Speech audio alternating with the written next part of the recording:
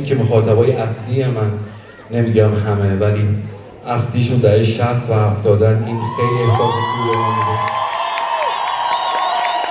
شما آدم هستید، آدم حسابی های روزگار ما، نسل با استعداد، مهربون، عاشق و عشق واقعی رو ماها درک کردیم. خدا رو شکر.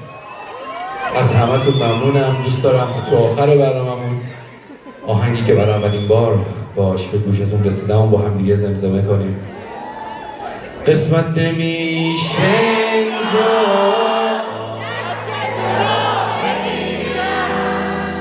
برای آخرین بار گریه نکن.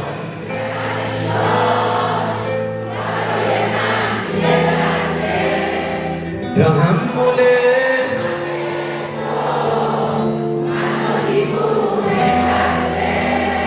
حرف ما